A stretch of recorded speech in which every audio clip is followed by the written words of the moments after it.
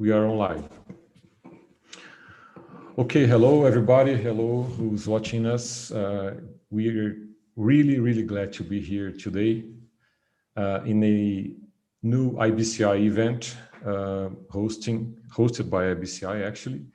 And we are delighted to have two masters of antitrust, if I may.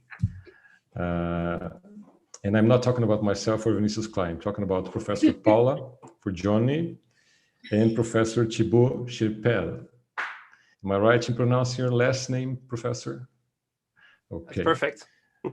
So they have a huge resume, but I will allow myself to read a very tiny part of them. Starting from Professor Paula. Professor Paula is really well known in Brazil, and she is full professor and head of the Department of Commercial Law at Faculty of Law, University of São Paulo. She's a specialist in business law from the Faculty of Law of Bologna and in international trade law from the European University Institute of Turin. Professor Thibaut is an assistant professor in European Economic Law at Utrecht University School of Law and a faculty affiliate at Stanford University Codex Center. He also holds research and teaching positions at the University of Paris, Panthéon-Sorbonne, at Sciences Po, Paris. And myself and I'm Eduardo Gabbana and Vinicius Klein will debate and moderate this panel. So now, Professor Thibaut, the floor is yours. Yes, thank you very much. I mean, it's no surprise that I'm always very happy to be amongst your company, even though it's only digital, but I'm sure soon enough it will be in person. And I'm always also excited to discuss this subject because I think somehow, the truth is that I don't know. So I think nothing. Because I have no idea why the subject of institutional antitrust is not being discussed more, because I think it's central. You can discuss the substance all you want. If you don't have the right institutions in place, the rules won't be applied or they will be applied in the wrong way. So I'm very pleased to be discussing this subject, and I'm already looking forward to Paola's presentation and explanation about how what I would say or this idea of institutional antitrust could translate in Brazil. But I was told that I have up to 30 minutes for a presentation, so I prepared something before hearing from Paola. And so, not so surprisingly, I will give you a presentation and I will use a few slides.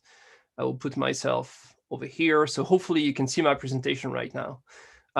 What I thought I will be doing is that I will first discuss the idea of capture and explain what I mean by that, or what people mean by that, because I'm not the inventor of the concept. Then I will move on a little bit to the field of digital competition law or digital antitrust. And then I want to discuss some proposals. I've been discussing already those proposals in Brazil 2 years ago. And I'm curious to see how this will translate into today's conversation. So first, what I have to say is that part of my presentation is based on a paper that I published 2 years ago at the NYU Journal of Liberty, Law and Liberty, entitled Antitrust Without Romance. But I've decided to also include, digital aspects which are not in that paper. So if you are interested in those ideas, please reach out to me and we can discuss that further. First of all, and then I want to ask you a question. I thought I would be just, put that on the table, what I mean by the word capture. So what I mean by that, and why, generally speaking, people mean by that, is when regulatory agencies, so today we'll be discussing competition agencies, of course, when they are dominated by the interests they are supposed to regulate. And if they are, then they are captured by the people dominating their agenda and the conversation. So I thought I would be asking you the following question, and I'm especially curious to see the results because we live in a different continent, so we may have a different perception, but maybe not, so we'll see. My question is the following. Who has captured antitrust agencies the most in recent years? And for you to answer the question, you may take just a picture of the QR code on the screen, or should you have a cell phone, you can go to slido.com, and on the front page, they will be asking you for the event code. And I put IBCI, and you could just answer the question. So I will just give you a minute, and then I will show the result and discuss the result with you. In the meantime, I thought that I will be introducing James Buchanan, because indeed, most of my conversation today will be based actually on his work. So James Buchanan was an economist, but he did something which was new at the time, which was to take economic concept and apply those concepts to non-market issues. And one issue that he studied for almost all of his life was how can we use the concept of efficiency and see how this will translate into governmental actions. And so he ended up winning the Nobel Prize in economics for that. So quite important, I suppose you could say. And again, I will be coming back to most of his findings because I think this is central, and I wish something that we could teach in antitrust programs more than what we do today. So the results, let me see if there are a few. So far, politicians is the answer that I get. So politicians have been capturing antitrust agency the most. Neoliberal ideology. That's very interesting. I guess that would be politicians plus companies, lobbying, including by academics. I like this one very much, and I think it's true. The tech giants. This was the one that I was actually, expecting you to answer. But I'm actually pleased to see that we do have, these two answers over here as well. Politicians and, the neoliberal ideology, I guess, would translate into the political system in a mixed with the big technology companies, how someone is answering right now. So please keep on answering the question. This is very valuable information for me. But for now, I will come back to my presentation. And indeed, what I want to discuss are the two things that you answered, which is when are tech companies capturing antitrust agencies? That's a subject we should be discussing. And two, when are antitrust agencies captured by themselves, in a sense, or by politicians or by their own employees? So this is the framework of my talk. And when I'm asking the same question in Europe, and I've been doing that quite a few times already, no one ever answered. But now, of course, that I'm saying it, next time people will answer that, I guess. But no one ever answered the public part, right? It's always the big companies, especially the tech companies. And indeed, I think it's true. But the other part is equally important. And so just to give you a number to tease you a little bit, at the European Commission, and I've done the study last year was 6 months ago, so I exclude the last 6 months. But starting in 2014, the European Commission has opened 0 case against state-owned enterprise. Those companies owned by the state or partially owned by the states represent in Europe about 50% of the economy. And they used to represent about 50% of antitrust cases, which makes sense, right? It could be 10, it could be 20%. But the 0%, I think, is telling you and telling us something that we should explore a little bit.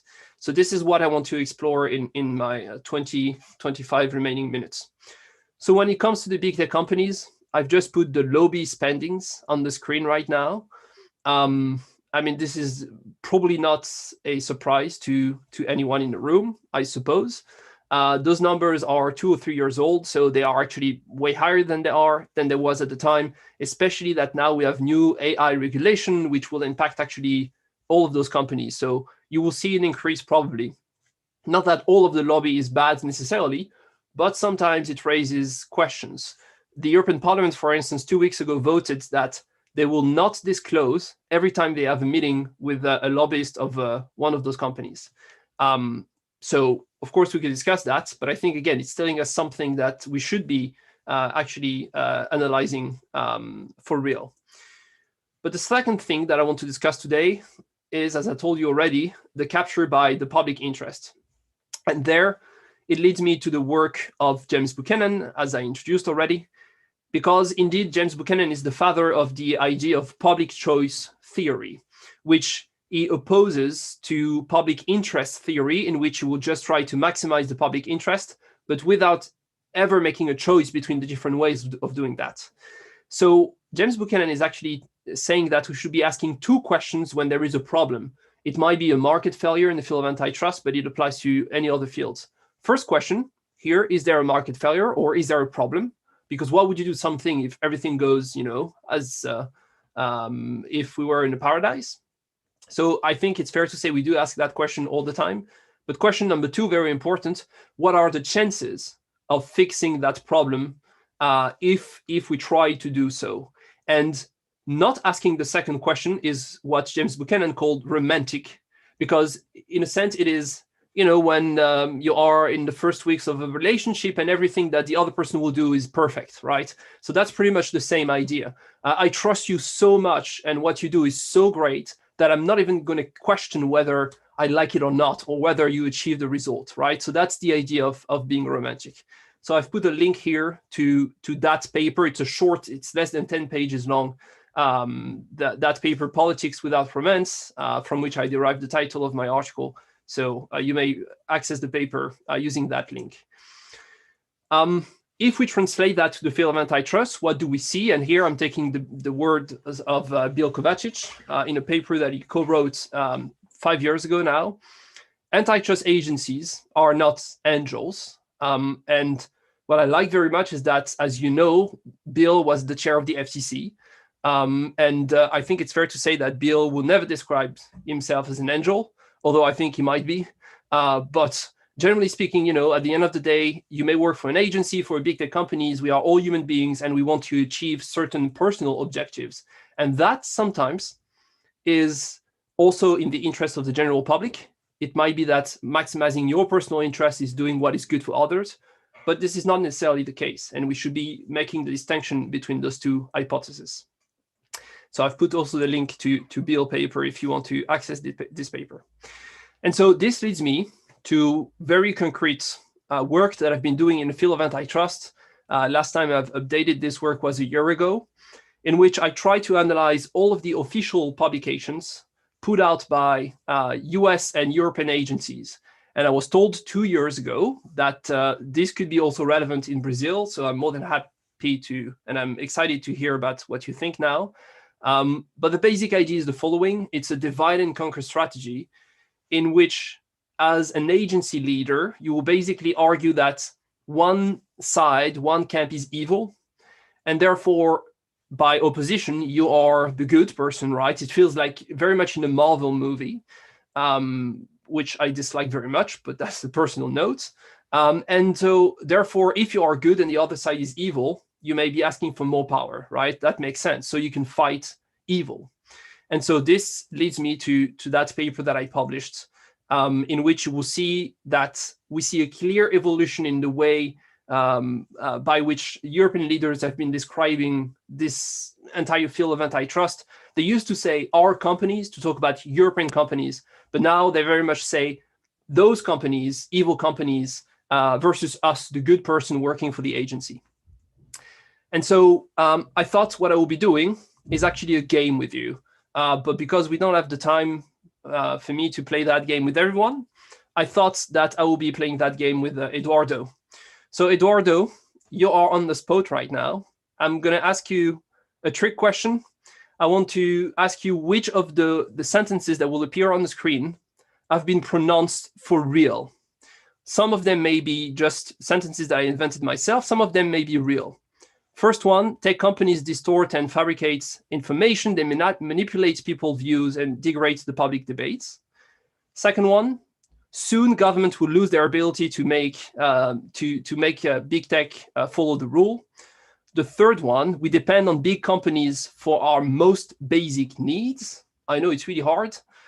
Then we comes to the solution part. Antitrust agencies should take the pulse of popular sentiments. This is how they should, do their work.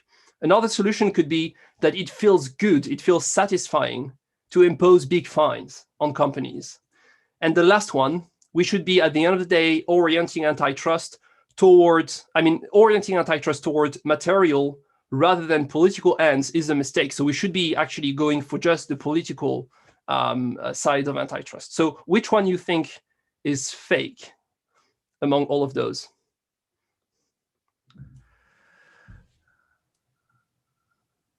I can't hear you. Yeah, you're reflecting upon that.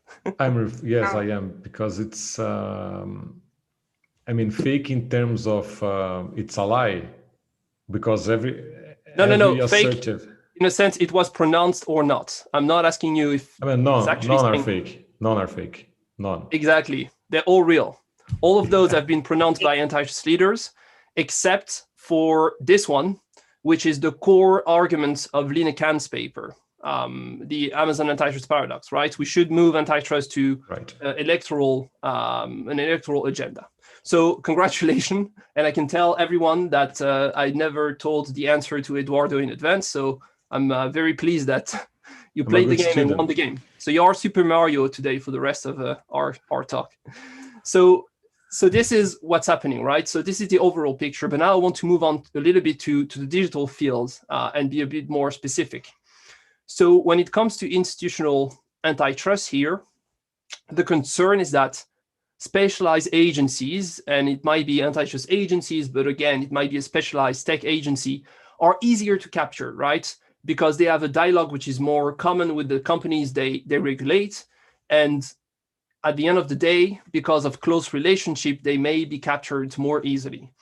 And so I was very pleased to, and this is more of a positive note, to see that in the new Artificial Intelligence Act published by the European Commission 2 weeks ago, just the draft for now, for the first time in the last 20 years, the European Commission is mentioning the risk of being captured. It's the first time. I haven't read anything similar in the last 20 years. It doesn't mean that the European Commission doesn't know about the problem, but I think it's good to actually say that this is a potential issue, because saying it's already, a step towards addressing the problem. And so they do say that it might be a risk that if you see, AI experts coming out of big tech companies and regulating AI, they may be captured, and we want to address the risk. Which we will discuss that, but it implies putting the budget on the table so that the agency could do their job properly and attract the good people and so on. So potentially we are going in the right direction. But looking back at what's happening in the last 5 to 10 years, I'm afraid we are not going in the right direction so much. And here's why. It seems to me that most of what we do in Europe, and I can't wait to hear if that translates in Brazil as well or not, is that we convert uncertainty into risk, because especially as legal scholars, we can't stand uncertainty. So the difference between the two, according at least to Frank Knight, is that uncertainty is a hypothesis on which you cannot put a percentage, right? So you do have no idea if the thing will happen or not. A risk you could put a percentage on, right? You could say if you take the plane, those are the risk. Very, very minor. But we actually know whether or not, you may encounter a problem. Uncertainty, again, equals no percentage. And it seems to me that every time that we talk about governance of the technology, future-proof regulation, all of what we try to do is to transform one into another. So I gave you a few examples. Egypt, Morocco, Bolivia, and Algeria have already prohibited blockchain because it is too uncertain what will come out of that infrastructure and new sort of technology.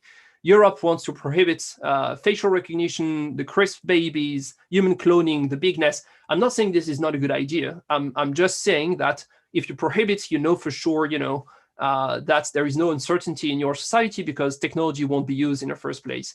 The same is true, by the way, in the US. You see the Algorithmic Accountability Act and so on. And so that leads me to the following question. When is that transformation of uncertainty into risk the result of regulatory capture, right? So let me take an example. Let's say we have Uber and equivalent to that. If I'm a taxi driver, potentially, I can't stand the uncertainty that Uber may or not capture the market. What I want is a risk type of policy in which I know exactly how Uber will evolve, and I know for sure that my market share will stay as they are. And therefore, it might be that I'm going to lobby so that regulation will convert uncertainty into risk by constraining Uber on the market. So this is what we see. This is for the regulation part, but for the cases part, I think the same is true. And I mean, if we talk about what's happening against Google and Amazon and Facebook, what you see is that most agencies used to go against practices, and the more it goes, the more they go after the business model itself. I think the Amazon case, ongoing case in Europe, is a good example.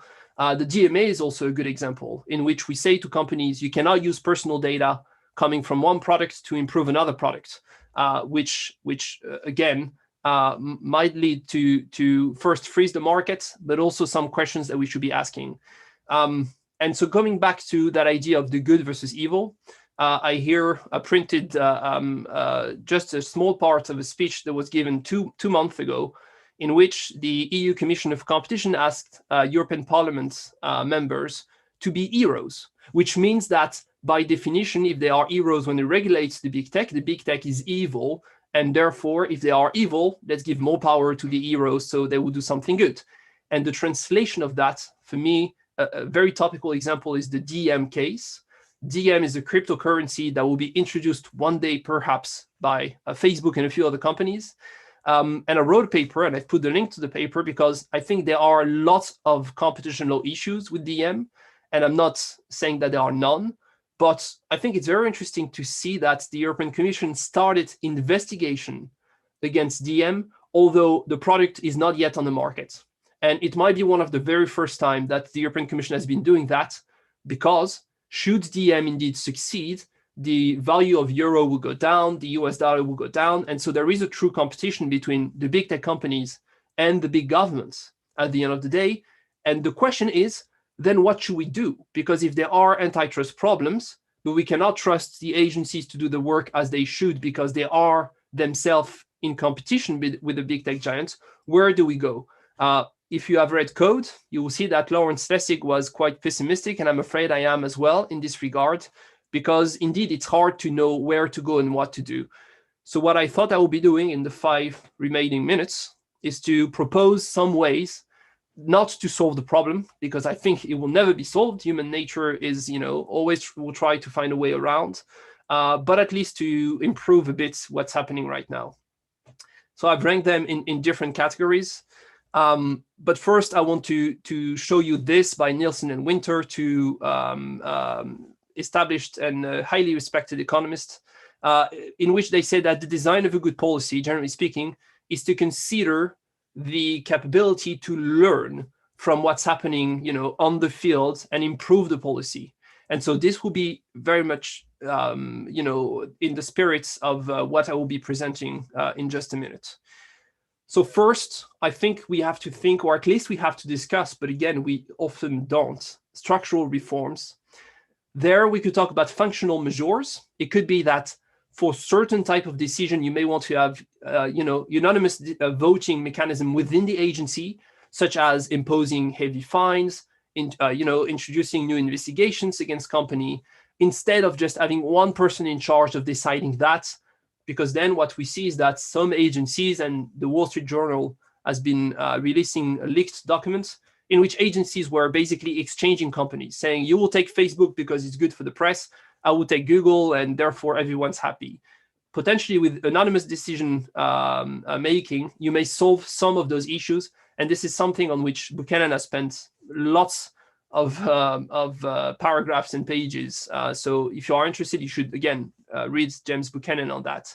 The second one is the monitoring of antitrust agencies. We often don't. They do publish their annual report, but it's really rare, and I think I have no example in mind, but there may be a few, in which an agency will ask an external organism with no tie to actually write a report on whether the agency is doing a good job or not.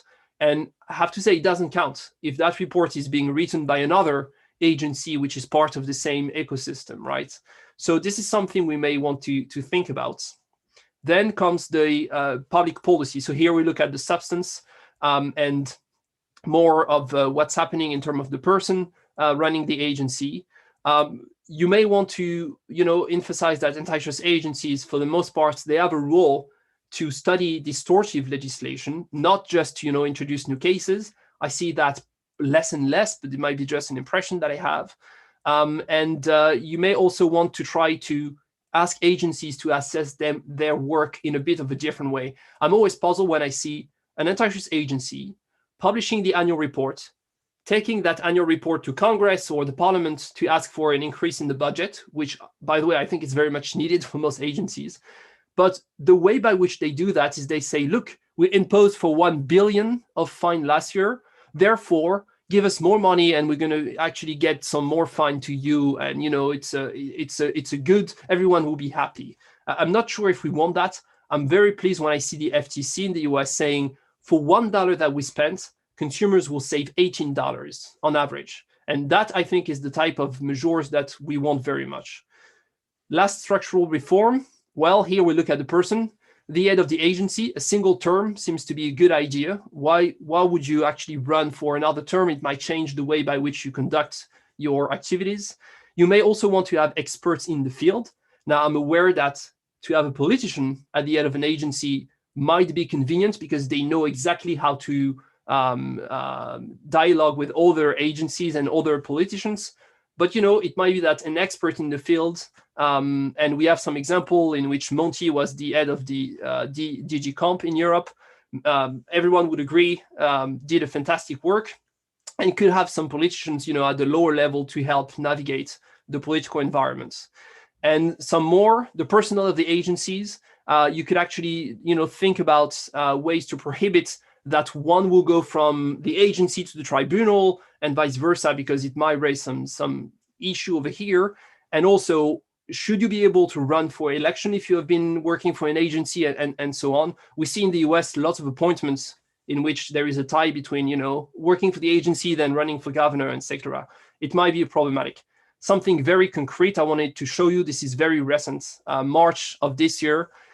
This is an ongoing case before the the tribunal, so the General Court of the European Union.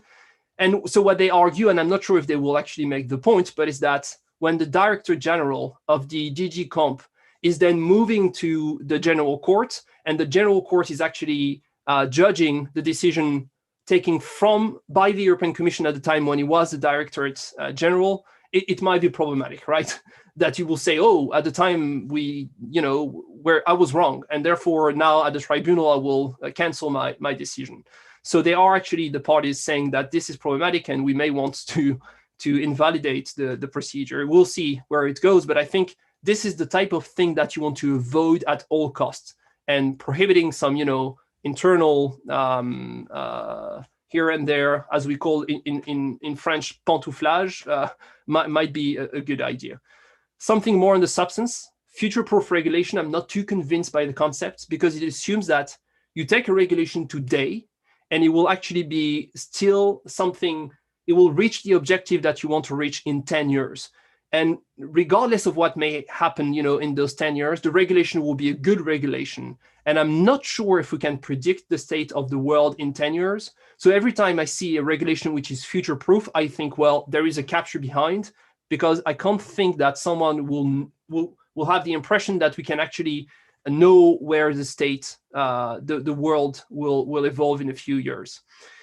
Something, and I will finish on the last 2 points, might be that we want to use technology to improve the way agencies function. One idea is to use future key. Now, future key relies on a mechanism which is called prediction markets.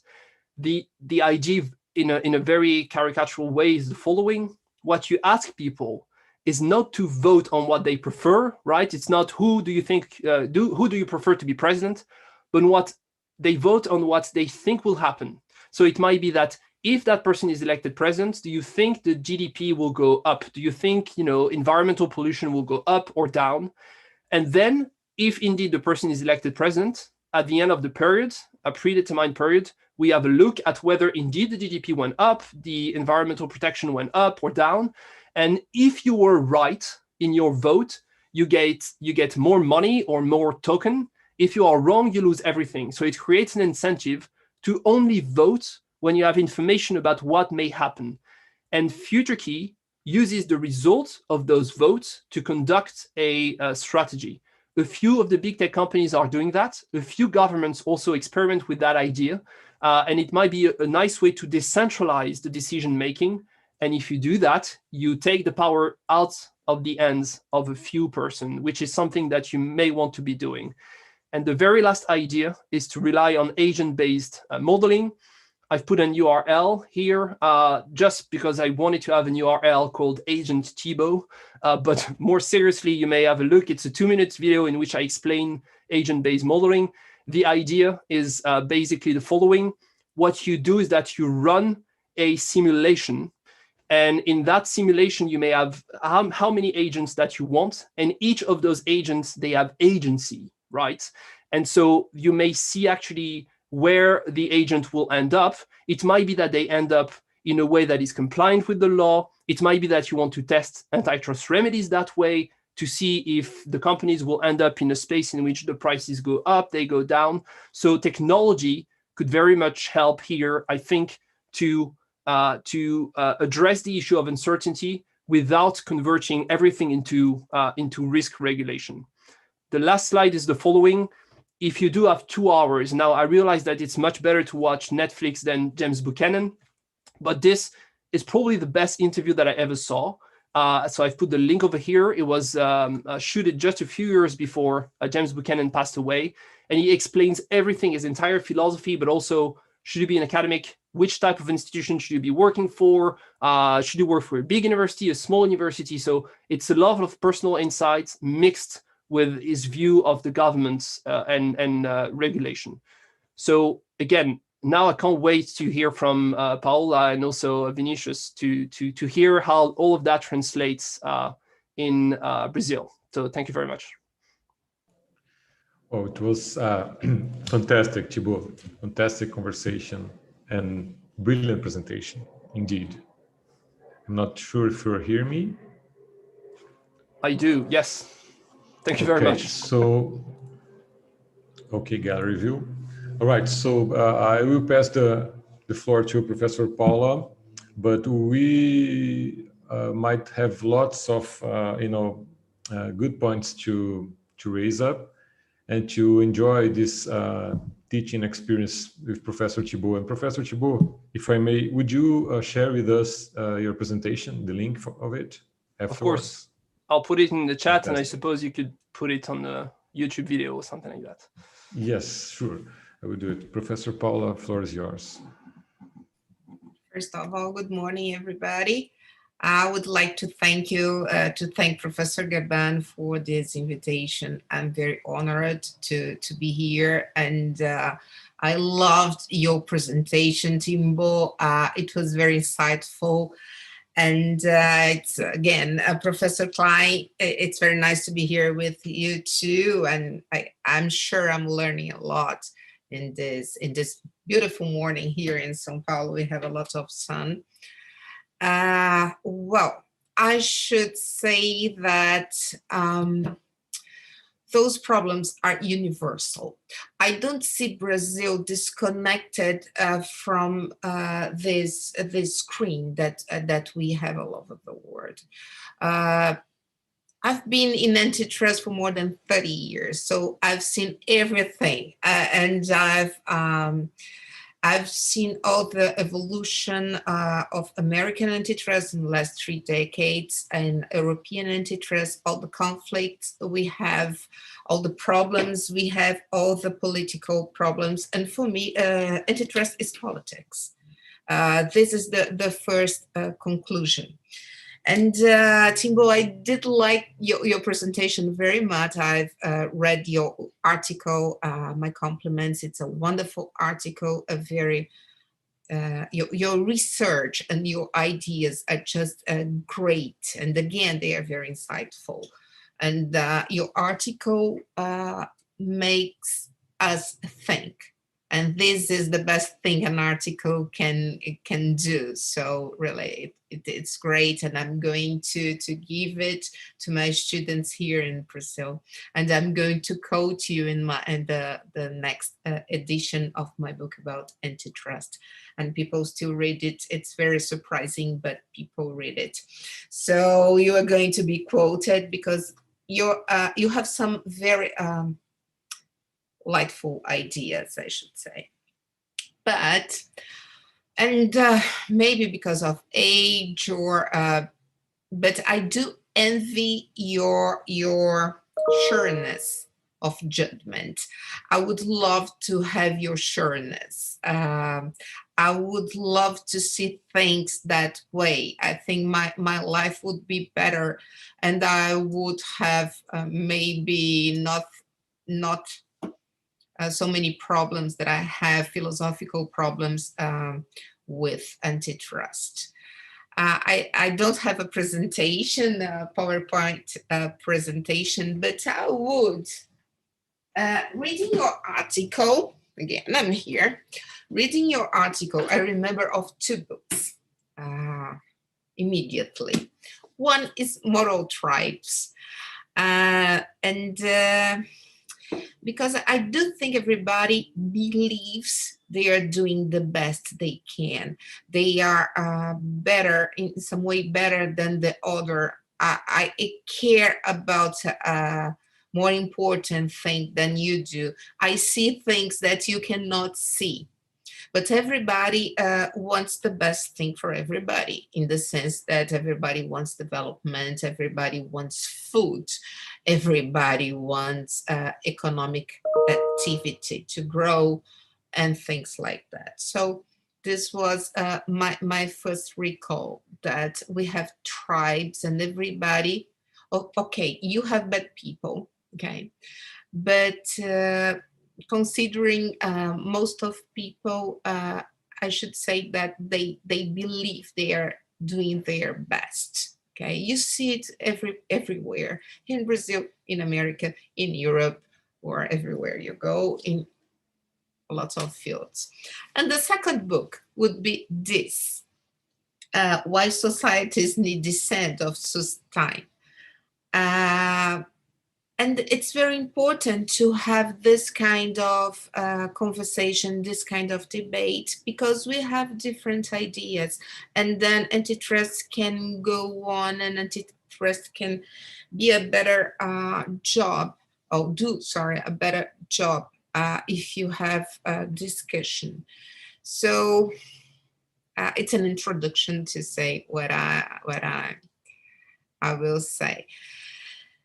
This kind of discussion that you bring in your article is just like a pendulum-like movement, okay?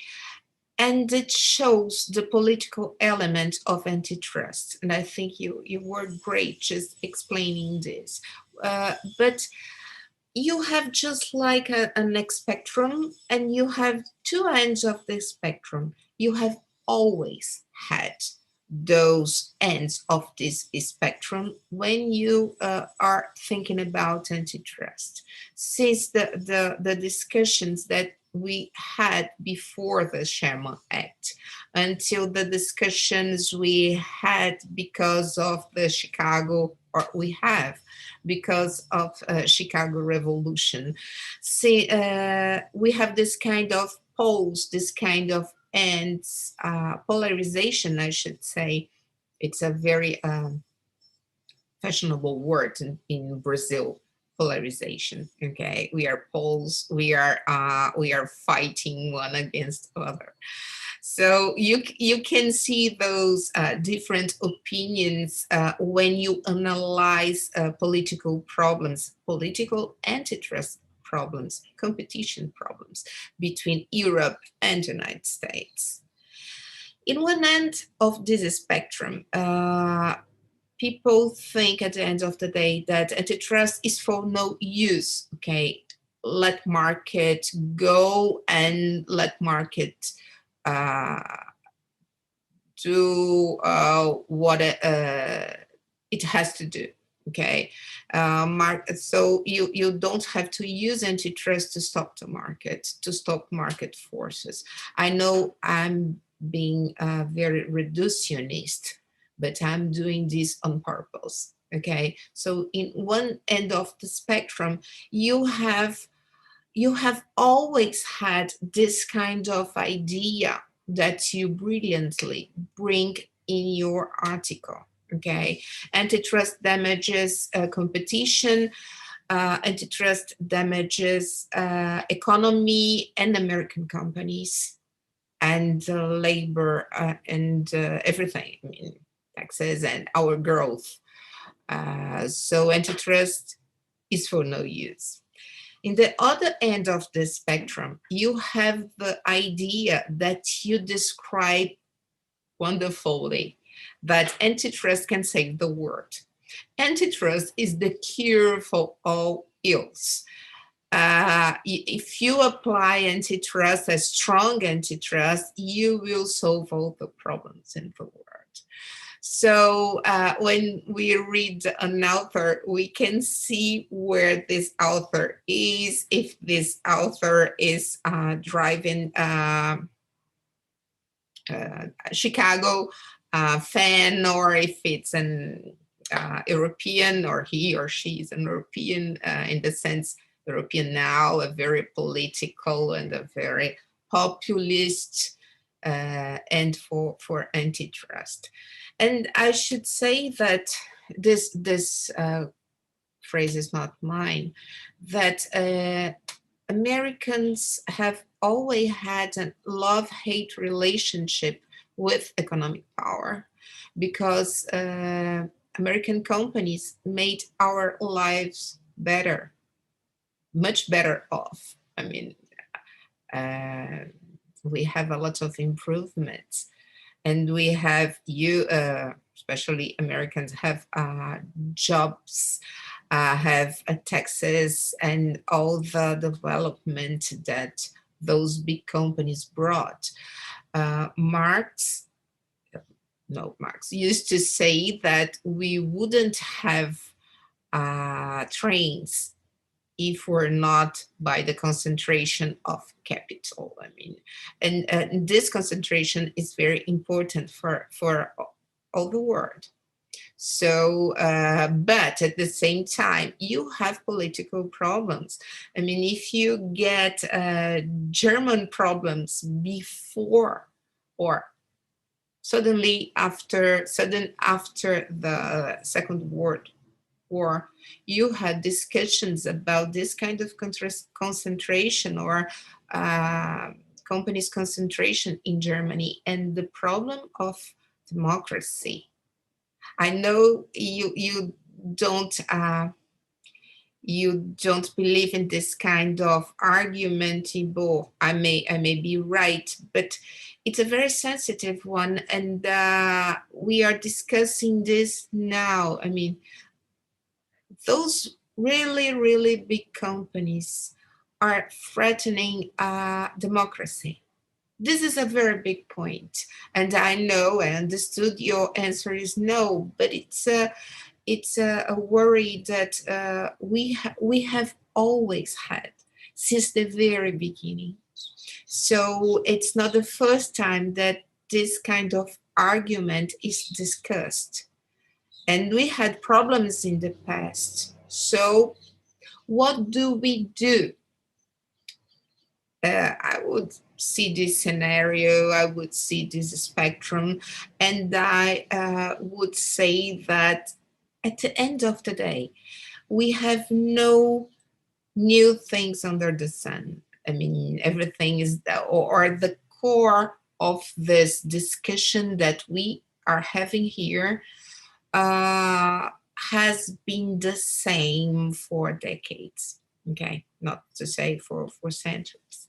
So this, I would put this scenario to discuss. And we have one fact that we cannot deny. Antitrust law is a law with open texture.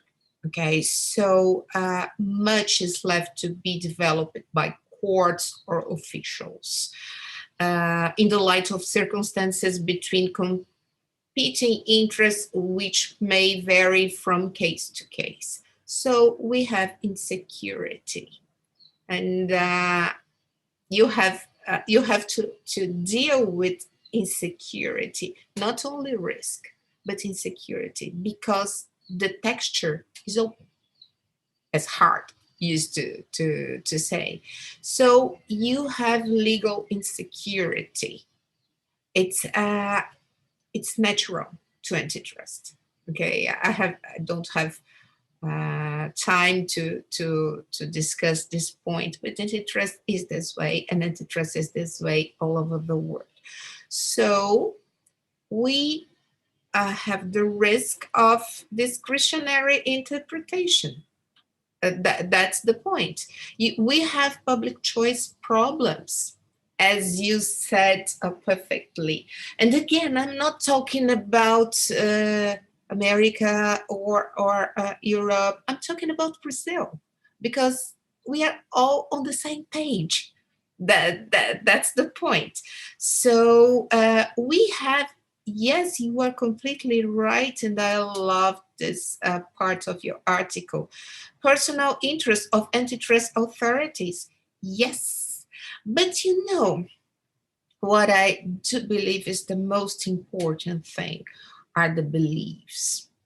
Again, talking about moral crimes. We say that the habit makes the monk, and this is truth. And this is a very, it brings insecurity, because people that are applying antitrust, that are interpreting antitrust law, they believe in the intervention. That's the point. They believe it's better to do something. We should do something. And there in Brazil, I could give you some examples that you won't believe about some CADEs, our antitrust authority decisions. So they believe in intervention. Most of antitrust authorities all over the world believe on this. Okay, they believe on intervention. And sometimes I do think that they just like work used to say, they do believe they are protecting competition, but they are making a mess about all those things. So I do believe with you in when you point out this kind of danger that, or this kind of problem that we are facing now all over the world.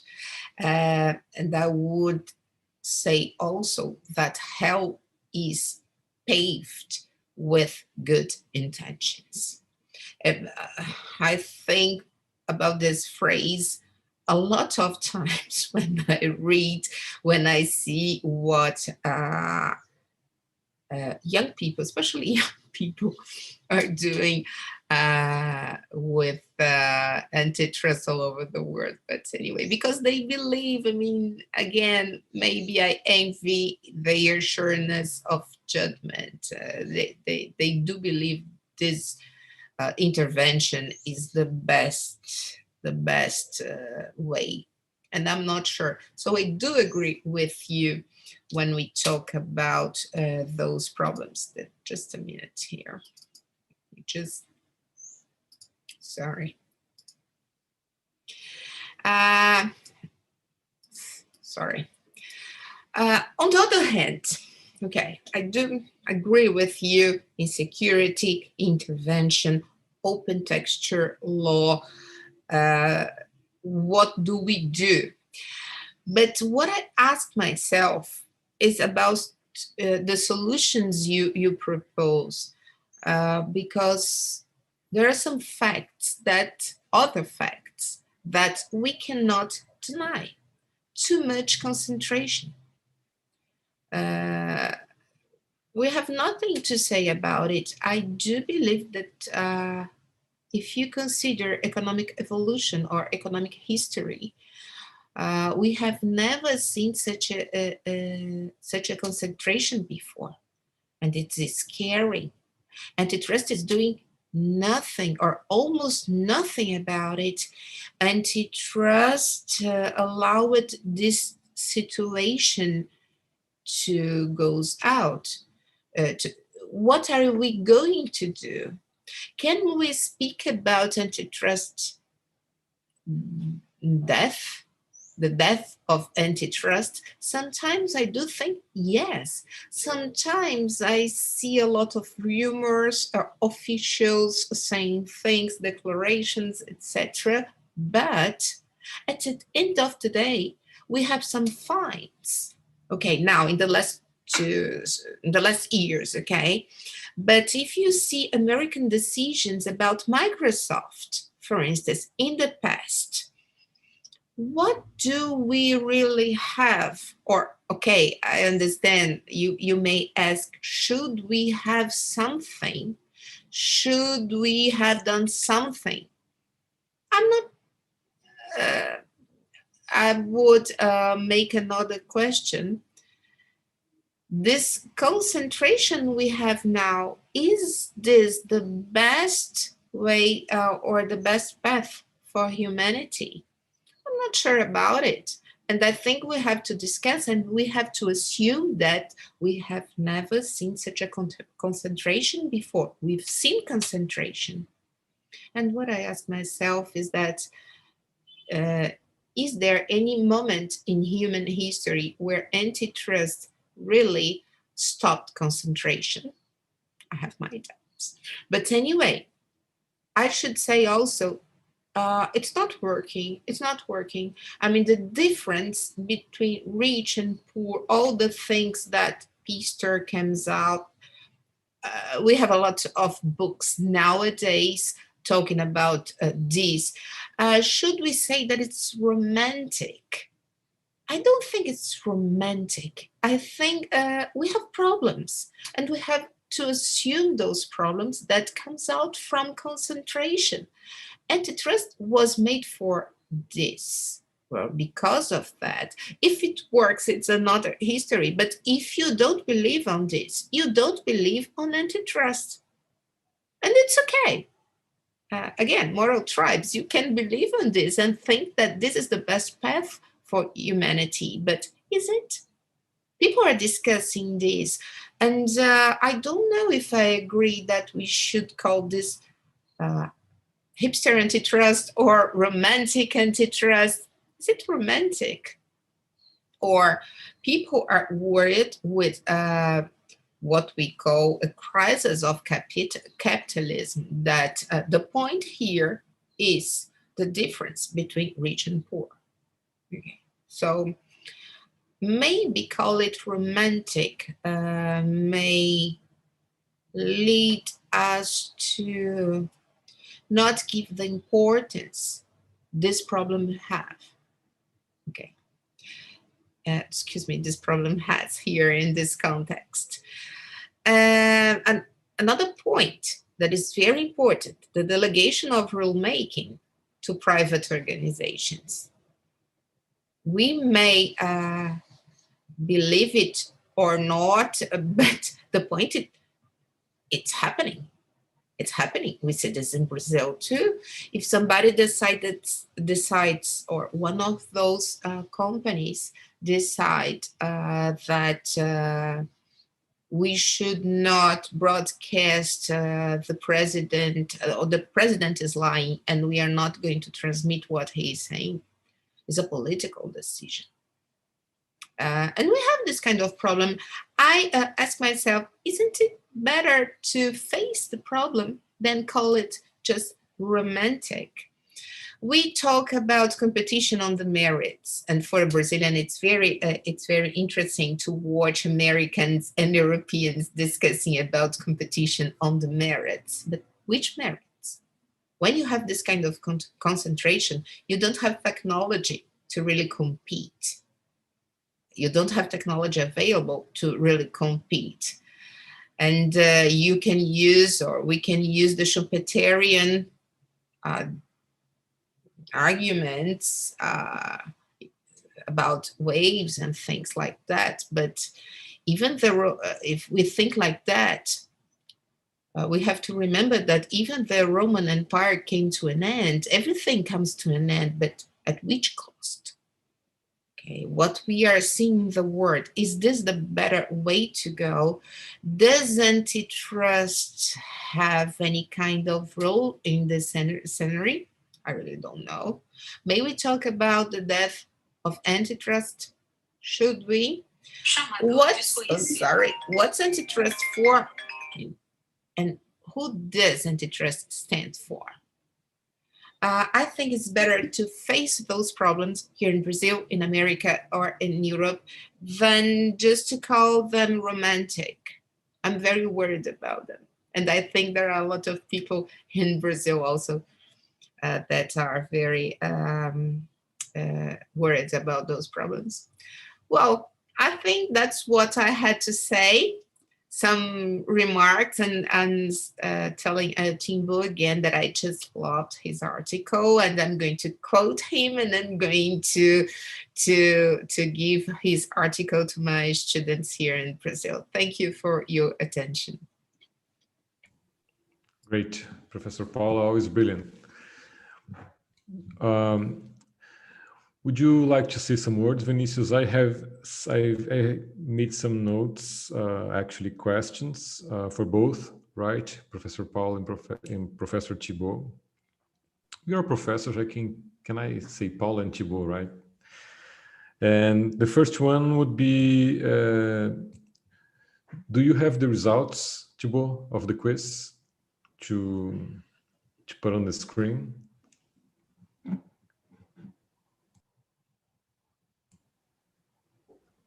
Yes, I probably do, but there are no more. If you can see my screen right now, more. yeah, it's much. pretty much Yes, the same. I can. Position and economic Okay. power. So okay, yeah, I think we are not that used to this, live quiz, but I enjoy it very much. We should try again more times. But I like it, the idea of the spectrum. The Professor Paul always, open up our eyes to a wider view of things. I like the idea of spectrum, and basically I have two. I will put my questions and pass the floor to Vinicius, and he can put his questions or comments or anxieties if he has some. I like, in the end of the day, you're not telling different, you're not opposing yourselves, right? We are talking about very different things, but everybody is on the same page. But a part of ideologies, let's say, we don't have ideologies on the table. We are not saying that we are in a phase of Harvard School or in a stage of Chicago School, non-intervention or intervening in the economy, putting the finger in the economy, handicapping players and etc. You're not discussing this because, it's a matter of belief. And I do agree with Professor Paula. Actually, the rule of law is a belief. The due process clause is a belief as well.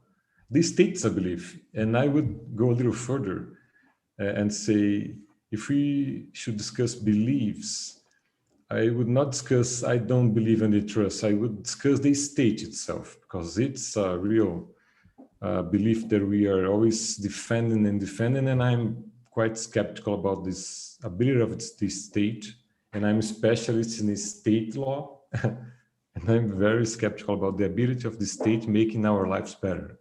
So every time the state goes back, I like to give more freedom to the individual. That's what I believe. But in terms of belief, okay, we can choose our ideology. We can classify ourselves as leftists or rightists or middle. But the very question is, we do have nations. Do nations have a common enemy? Or this is bullshit? Or do we have a common enemy? This is the first question. And thinking of this theoretical common enemy, is this enemy seeking for the best to society? Because if he's or her or it's seeking the best for community, or my welfare, your welfare, we should question whether it is an enemy, or he or she, whatever. But if he or she or it is not seeking the best to you and to me, and in terms of welfare to society or community, this should be treated as an enemy. It's a question. And the second question is, do we have a disease on the table? Do we have it? Because who claims for intervention argues that we have a very hard disease, we should cure it. Or we don't have a disease, or it's only a matter of belief, as Professor Paula brilliantly put. We have a leftist side or rightist side, intervening, not intervening. Then we should refrain from building up walls and structures and claiming for intervention and the like, as the antitrust paradox claims, right? We have a big enemy and we should break it up. In the end, is it a belief? Is it a disease? What should we do? And I will for sure watch the James Buchanan interview. Thank you very much, Thibaut, Professor Vinicius. Thank you very much, Eduardo.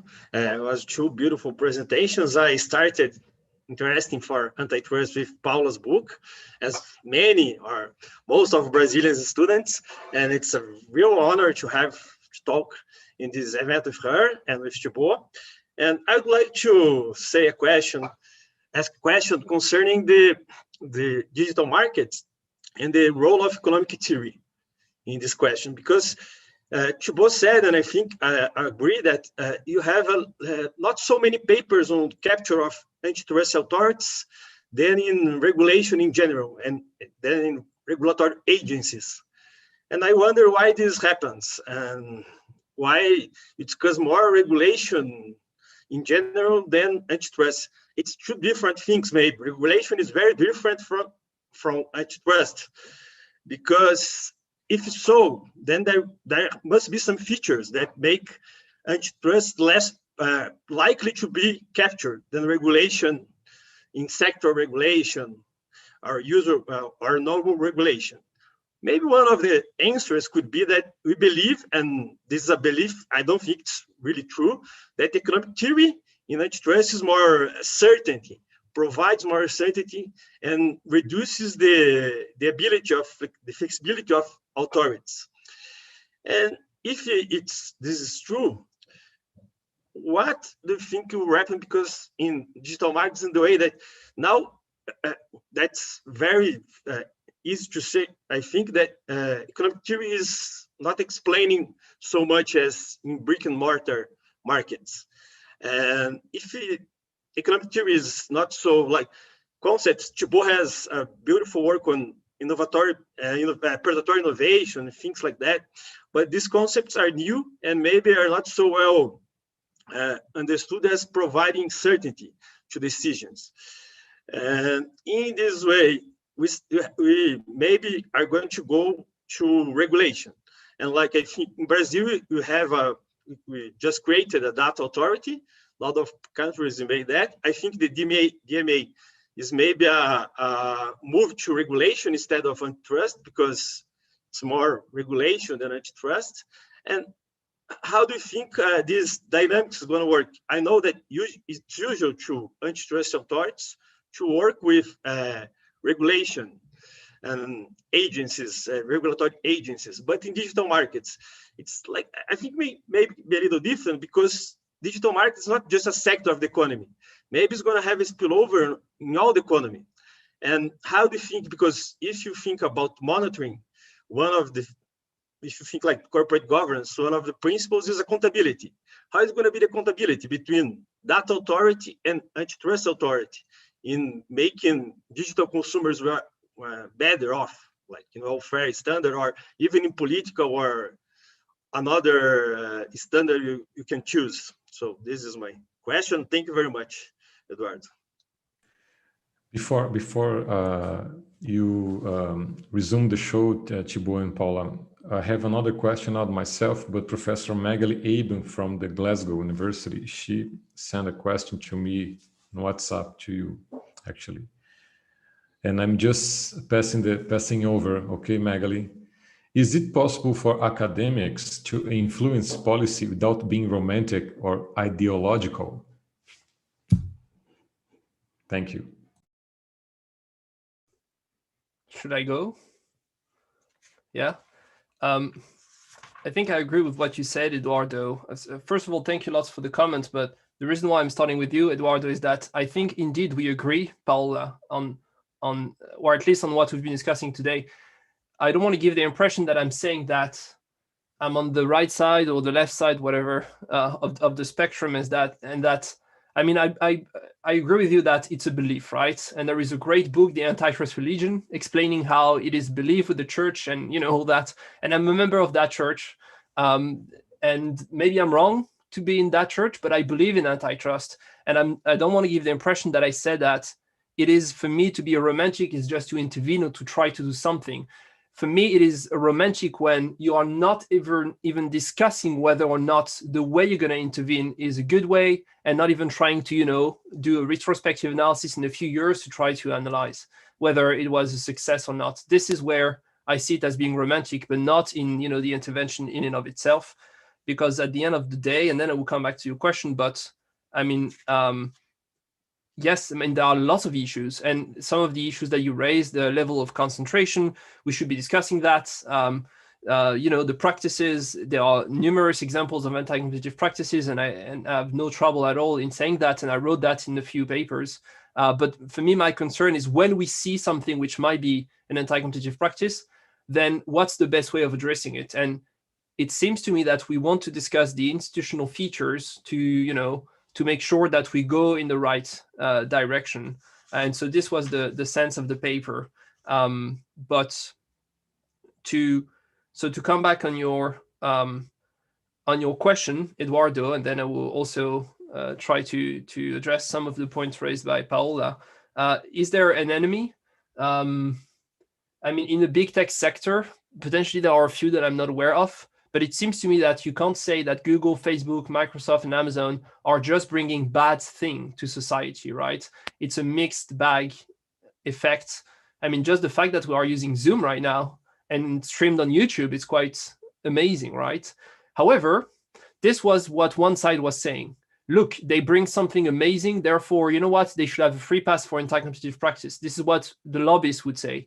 And the agencies used to say something which was on a different level. They used to say, we don't care, or, you know, maybe you bring something good, but we only have a look at one anti-competitive practice at the time. And I think this is why, indeed, you know, we have concentration level exploding and all that, because we never considered market as a whole.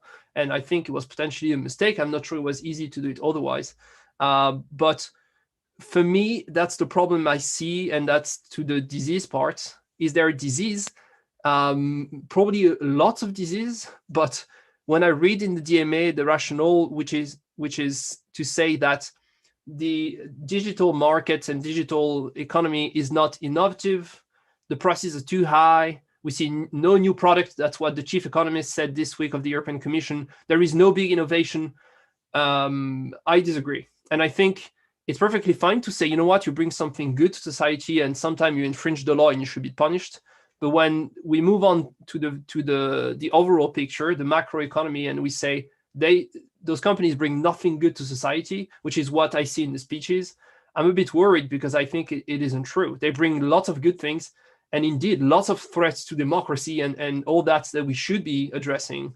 But the question is, how do we address all that? And so that's why, and here I will try to answer Magali's question. I would say no to your question. Is it possible to influence policy without being romantic? Yes, hopefully, but ideological? No. I mean, at the end of the day, as we discussed, and I think we all agree, we all have our ideology, and I mean, there's nothing we can do. Personal bias, the human brain is stupid, and that's it. That's the way it is, right?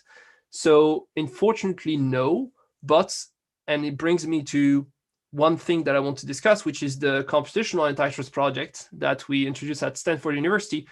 and in which we gathered lots of agencies, including KJ, for which I'm very grateful. And the objective is to use technology to improve enforcement, because at least if you do retrospective study, you put more data on the table. I think that's a good start. And then you will disagree. Then you would say, you know what, with that data, I'm an interventionist, I believe in free market, and that's just a belief, and that's perfectly fine. But at least let's agree on, doing the work, trying to measure the good that agencies will bring, the good that companies will bring.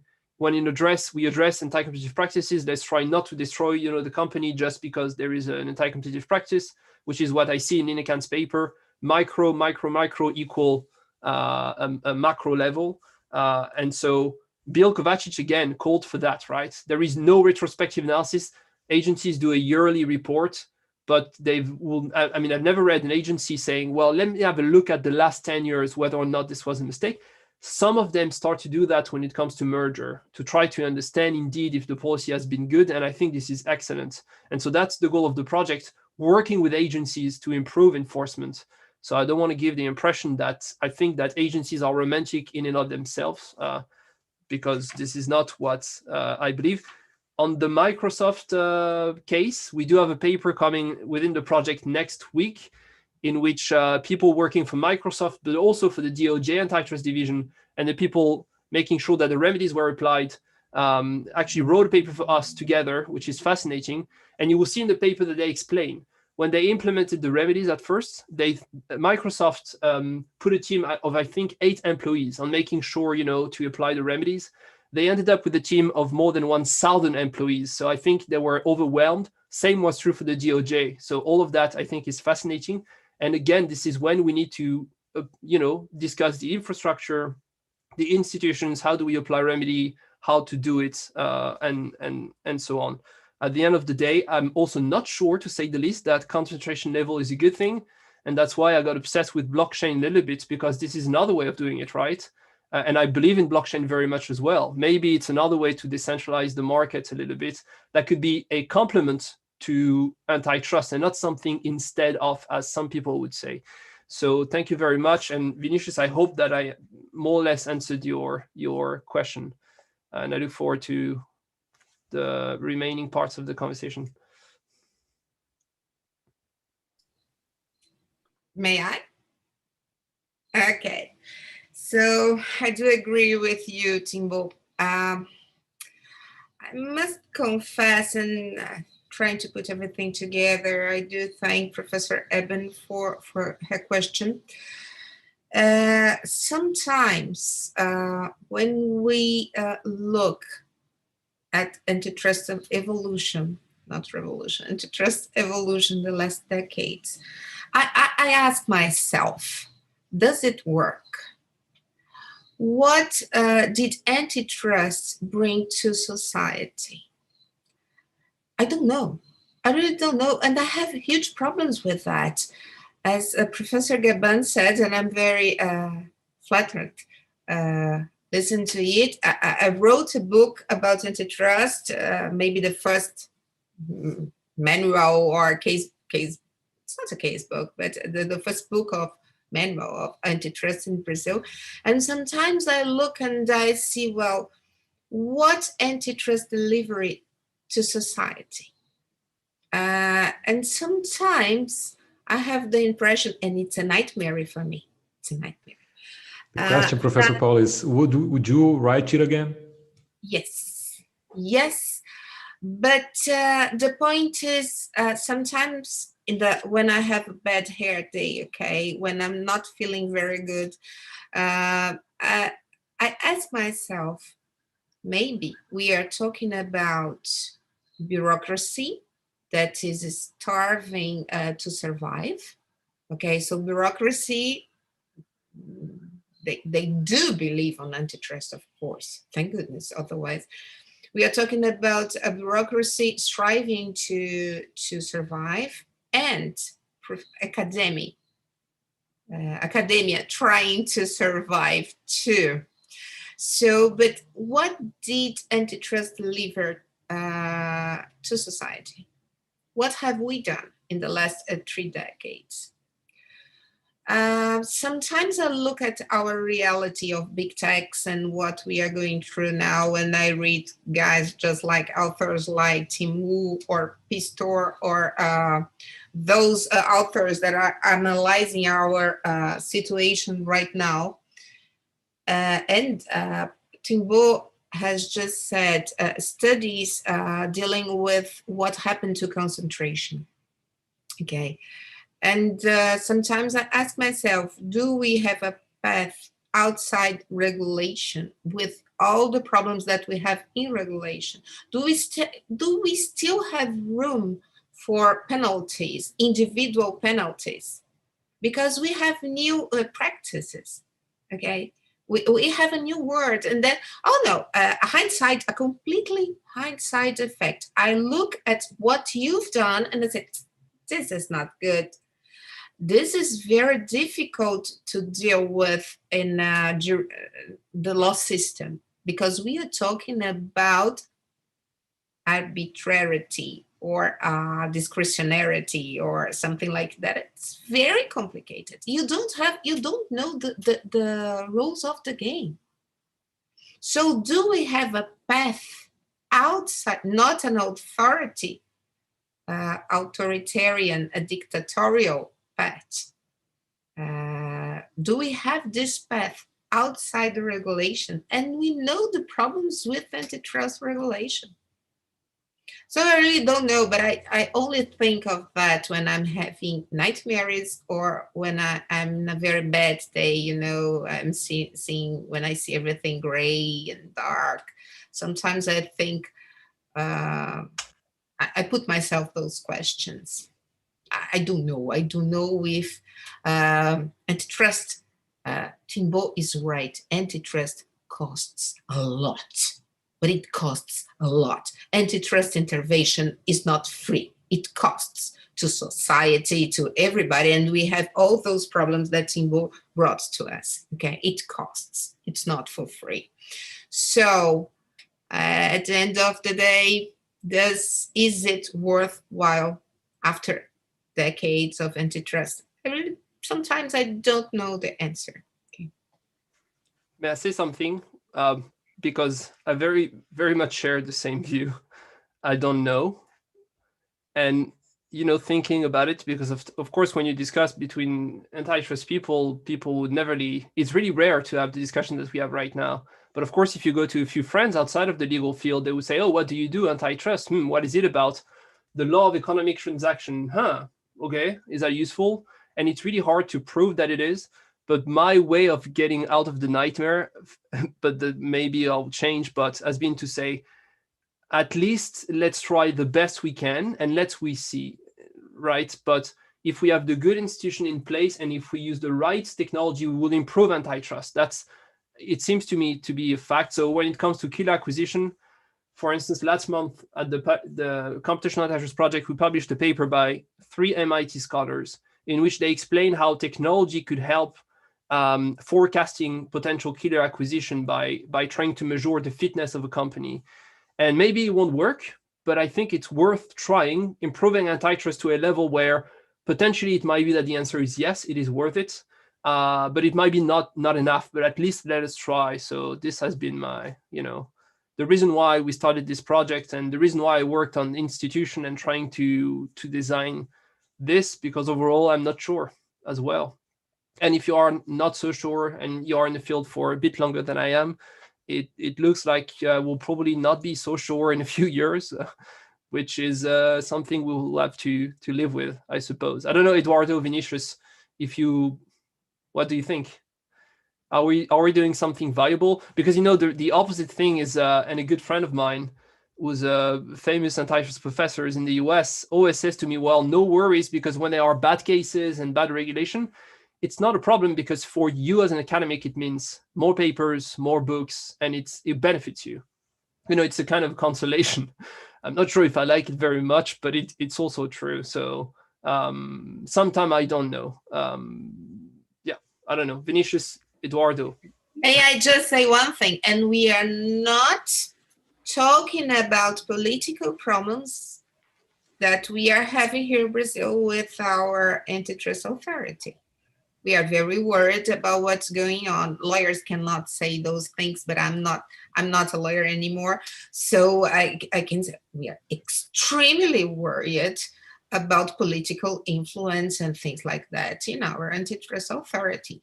I'm not talking about politics in the good sense of the word, if I may. So we are not discussing this, because if we start to discuss this kind of problem, then we will cry. Okay, so just to point it out. Yes. So Vinicius, I can, an analogy applies to us, Thibaut, because Paula mentioned that we live in the same road, we have similar problems. She probably would end up saying we are in the same boat. Actually, I would add, we are in the same sea, you know. But you guys in the EU and others in the US are in a cruise line, and we are in a tiny boat. So if we would compare our problems in a similar way, we would need to bring up other countries like Peru or Argentina or some countries of Africa, you know, not comparing ourselves to US or EU level or the like, you know. But so just that. You've seen Titanic, right? The movie. It could, yes, I watched it, yes. You know what happens? But Titanic before sunk was a paradise, right? Yeah, before, exactly. But in any event, I'm not sure as well. I have maybe my belief is like a mood, in antitrust like a mood, you know. Some days I believe it, some others I not believe it. I do not. So, but it's like today, like this, the day is sunny, I'm in a very good mood, I believe in antitrust. So, but after a trial session, I don't believe it anymore. I don't like it. So Vinicius. Oh, I agree with everybody, and I agree with Eduardo that like our problems with economic power may be more hard to deal with because you have more poverty, more things to overcome, and I think like in the historical sense of the thing, I believe in antitrust because I remember that like the literature on social control of business in the beginning, the kind of the Sherman Act mood, and when you go to read books about Robert Hay or about economists there, and when I read those books, I see this is the big problem of society. So I believe in the problem. I think it's an important problem to solve it.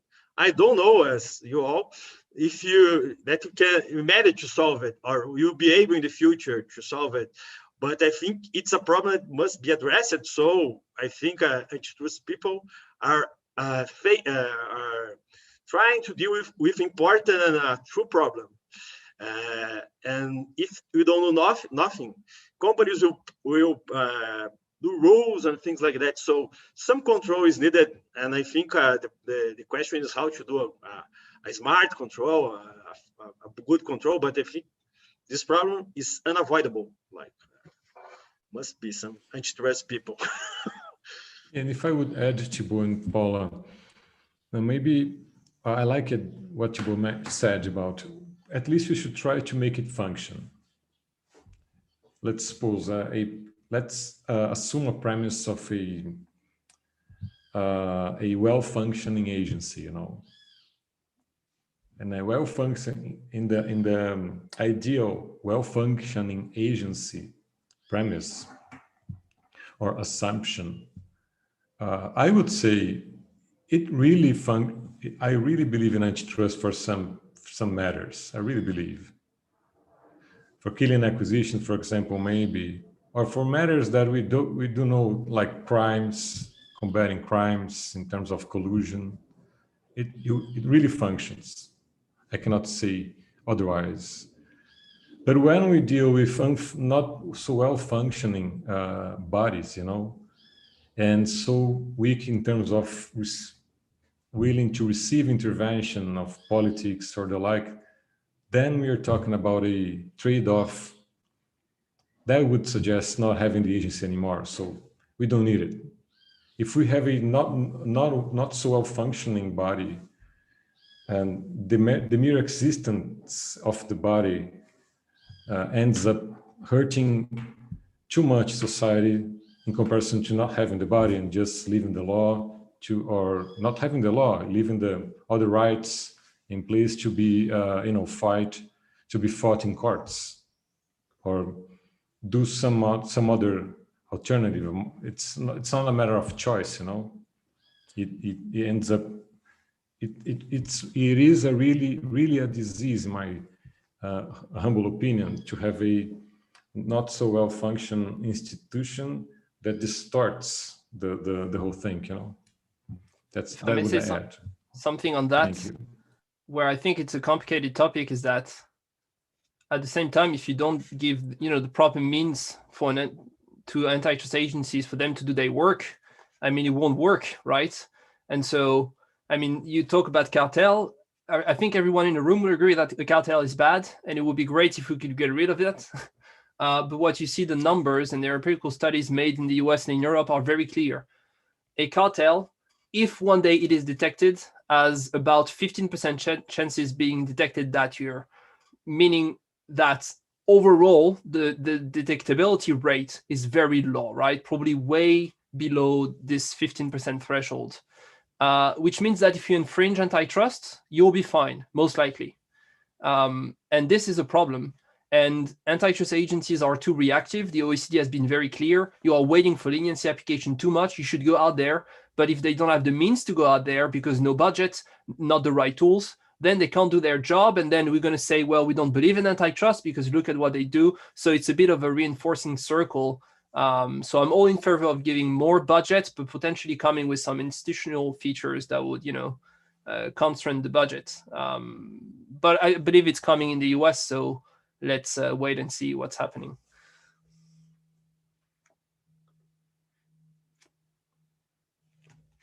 Professor Paula would like to make some final remarks, then we can finish this wonderful event. Great morning. I didn't expect to listen and to the things I've listened here. It was just like a discussion that makes us think.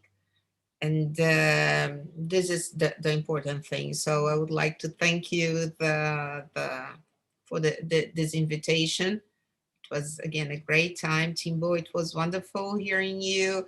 Again, my compliments for the systematization of your ideas, for your research and your ideas. You have some very interesting insights, and then the way you link things. Really, congratulations. It was, it's very good. And thank you, Professor Klein. Thank you, Eduardo, again. It was an honor for me. Thank you. My pleasure.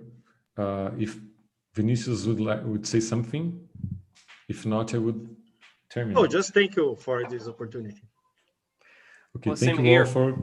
And I just want to say that I hope to meet you in person, Paula, very soon. I'm waiting for Eduardo to invite me in person. So that's on Eduardo. Super Mario, should I say. Willingness to invite me. But thank you very much for your comments and discussion. Let's try to do in person in the second semester, maybe. We need to be vaccinated and open our airspace to receive people and go out. Well, thank you very much for all to keep watching until now, an hour and a half. It's not easy in lunchtime. And I hope to see you soon in another IBCI event. Thank you, Professor Paula, Professor Thibault, Professor Klein.